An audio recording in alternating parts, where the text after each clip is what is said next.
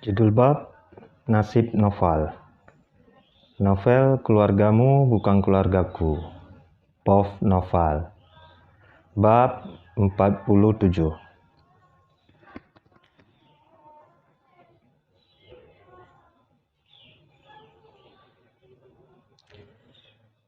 Hari ini tepat 3 tahun aku berpisah dari Kania.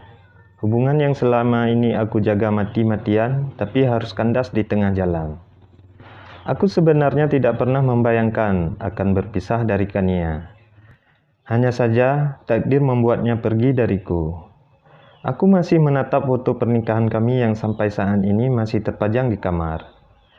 Ibu sebenarnya sudah menyuruhku untuk membuang saja foto itu. Tapi aku terlanjur jatuh ke dalam cintanya Kania. Dia wanita yang sangat cantik.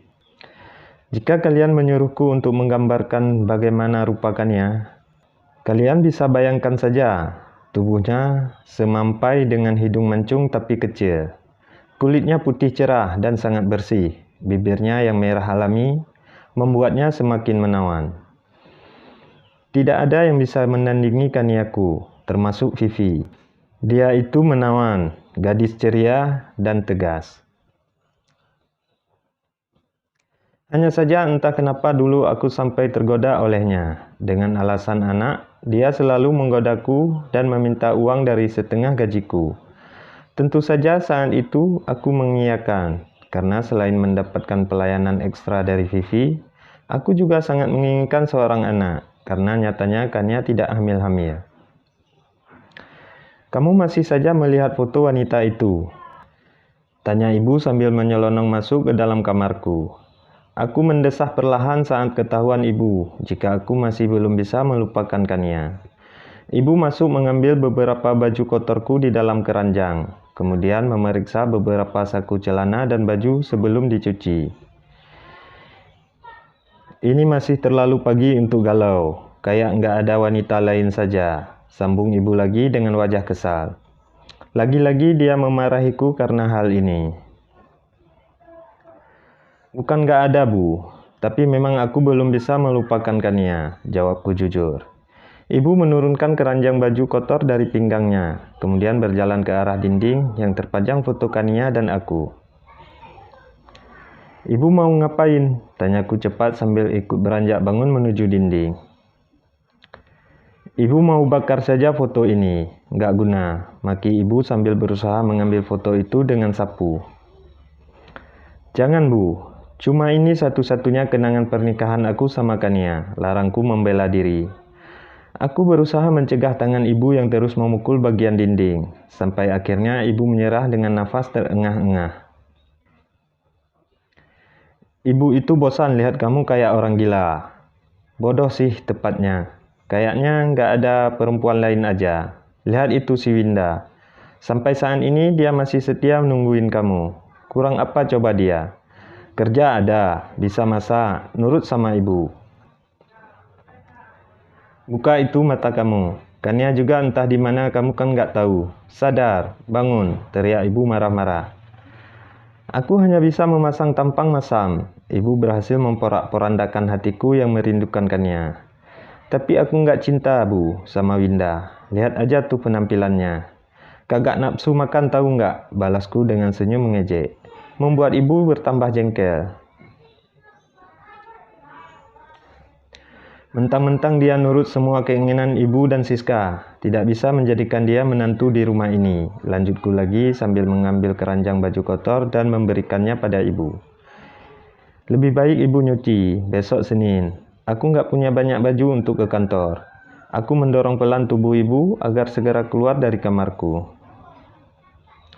Nggak usah ngusir ibu bisa jalan sendiri, tegas ibu sambil melepaskan tanganku dari kedua bahunya. Ingat, kalau kamu masih begini, ibu bakalan hancurin itu foto. Ancam ibu sambil mengancungkan jari telunjuknya ke wajahku. Iya Bu, tenang aja, balasku lagi sambil menganggukkan kepala. Biar ibu bisa secepatnya keluar dari kamarku. Rasanya telinga ini tidak sanggup lagi mendengar ceramahnya itu. Setelah memastikan ibu pergi, aku langsung menutup pintu kamar dan menguncinya dari dalam. Dengan cepat, aku mengambil kursi yang ada di kamar dan menaikinya. Aku mengambil foto kami dan memasangnya lebih tinggi lagi dari tadi. Pasti kali ini ibu tidak akan bisa menghancurkan foto Kania. Saat sedang menyimpan kursi ke tempat semula, aku melihat ponselku menyala. Ternyata sudah ada beberapa panggilan dan pesan yang belum aku jawab. Mas, aku butuh uang buat bayar sekolah dan acara camping Dino. Kamu bisa transfer sekarang kan? Ternyata Vivi yang mengirim aku pesan. Pantas saja dia sampai menelpon beberapa kali. Ternyata dia butuh uang. Iya, bentar lagi ya. Balasku agar dia berhenti menghubungi. Aku sudah berusaha untuk tidak lagi berhubungan dengan Vivi. Hanya saja aku tidak bisa. Apalagi selama ini kami mempunyai anak. Hari ini adalah hari Minggu, dan aku akan memberikan kejutan pada Vivi dan Dino. Aku akan menjemput mereka ke rumah. Apalagi hari ini biasanya suami Vivi pasti sudah berangkat kerja di luar kota. Karena selama ini si Ilham itu hanya pulang ke rumah seminggu 2 kali. Senyumku mereka saat membayangkan bagaimana senangnya Dino dan Vivi jika aku berkunjung. Dengan cepat aku mengambil jaket dan kunci motor. Aku akan segera bertemu dengan anakku. Sudah lama sekali rasanya aku tidak bertemu dia. Semenjak Vivi sibuk dengan geng sosialitanya itu, untung saja aku sudah bekerja di kantor tempat Kania bekerja dulu. Baru beberapa hari aku diterima kerja di sana, aku dengar Kania sudah mengundurkan diri dan sudah tidak bekerja di sana lagi. Mungkin saja dia sengaja menghindar dariku, karena selama ini dia juga sangat mencintaiku. Dan aku yakin dia bakalan sulit melupakan aku jika kami selalu bertemu setiap hari. Mau kemana kamu? Tanya ibu saat aku melewati ruang utama. Aku mau cari angin, Bu, jawabku sambil terus berjalan cepat. Aku takut nanti akan mendengar tausiah lagi. Cari angin atau mau cari ribut sama suami orang kamu? Heran, punya anak tidak ada yang benar. Yang satu berhubungan dengan istri orang, satu lagi jadi istri simpanan, gerutu ibu sambil terus menyapu lantai.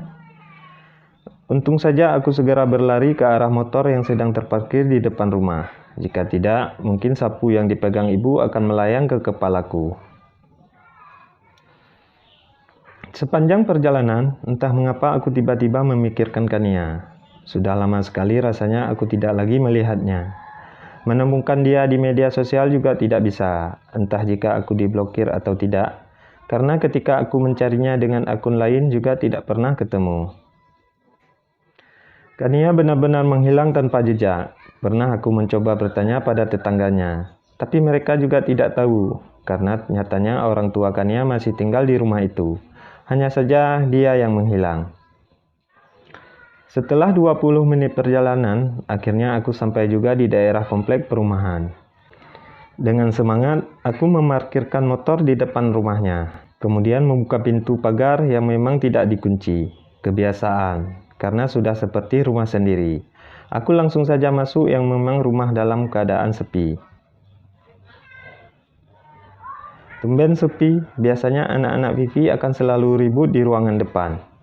Dino, kok di sini mainnya? Tanyaku pada Dino yang kebetulan sedang bermain dengan kedua adiknya di halaman samping. Om, ini mama nyuruh kami main di sini, soalnya mama lagi ada tamu. Jadi Dino disuruh jagain adik, jawabnya. Aku tersenyum melihat dia sudah tumbuh menjadi anak yang mandiri dan baik. Walaupun selama ini aku dipanggil Om, tidak masalah. Karena sebenarnya aku juga tidak ingin ketahuan dengan orang lain. Aku melihat lagi ke halaman depan, benar saja. Ada mobil mewah yang terparkir di depan rumah. Saking senangnya, aku sampai tidak melihat ada mobil yang terparkir di sana. Mungkin Vivi ada tamu teman sosialitanya.